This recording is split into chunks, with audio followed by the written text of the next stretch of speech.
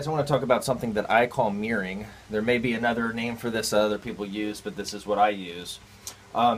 Mirroring to me is a concept where you're taking a technique or a rhythm or something that you're working on and you're developing it in one hand and then also developing it in the other hand. And what a lot of people have issues with is they're dominant-handed, either right-handed or left-handed.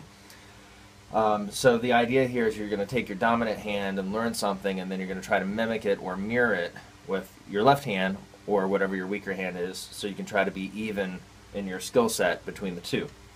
So real basic exercise to discuss this with would be like 8 on a hand. 8 on a hand is a simple exercise.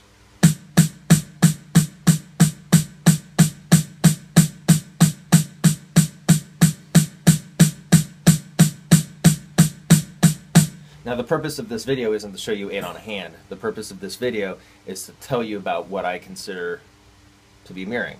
So when I'm playing all 8 of these notes, I'm striving for them to all sound the same, feel the same, look the same, essentially be the same, every note being the same. That's consistency. You want to be consistent. You want to be able to control things on purpose, not just arbitrarily hitting the drum. You want to control every note that you play. So with one hand being decent or good, you want to take your other hand, which maybe is your weaker hand, and try to make that mirror the first hand. In other words, you want the way that this felt, the way this looked, the way this sounded, to be the same on the other hand. So I grew up playing as a right-handed drummer, but in my adult life I actually lean towards left-handed open playing. So now I play a little bit of both, which is an advantage for me. But when I started developing this stuff, I was definitely right-hand dominant. So I'd play with my right hand, and then switch to my left hand and try to get it to be exactly the same. Now this is just one context. Another context could be, maybe a hi-hat rhythm or something.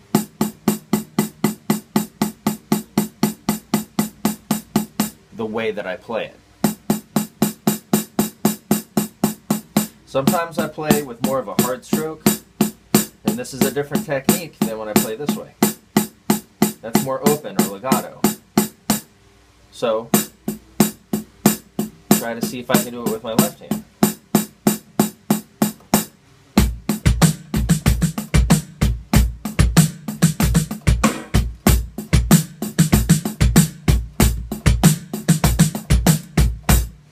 Now what I've been working on lately is different types of molar influence type strokes, and I'm not calling them molar strokes because these are not exactly the way that he did it. They're just, the concept's kind of similar. You know, these sort of getting 2 notes with 1 stroke kind of deals.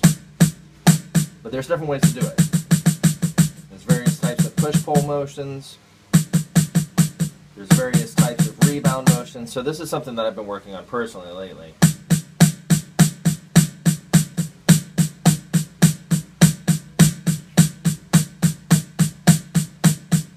That's one of them I've been doing.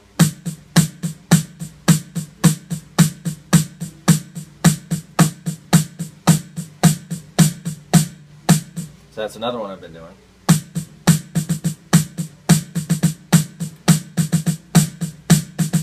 Now I did drumline and all that stuff, so it's not the rhythms themselves that are particularly important to me right now, because I can play all these rhythms in both hands.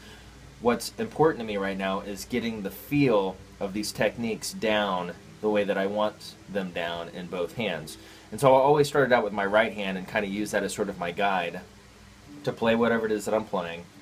And then I'll use the way that feels and sounds and looks and try to mimic that with my left hand. So that's what I mean by mirroring. And here's another way you can do it is, I've been showing you one hand then the other, but another way to do it would be to actually play both hands at the same time. And when you do that, you actually get kind of a more realistic perspective, but because if there's a visual difference, you'll be able to see it. If there's a sound difference, you'll be able to hear it. And if there's a feel difference, you'll be able to feel that.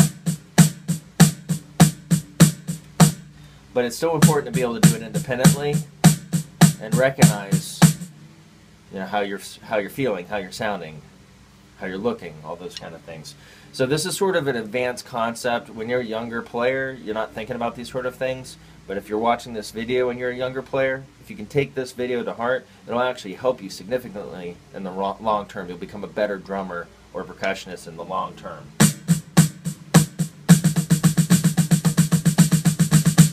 And I use this concept with everything I practice because I want to be the most consistent as I can be.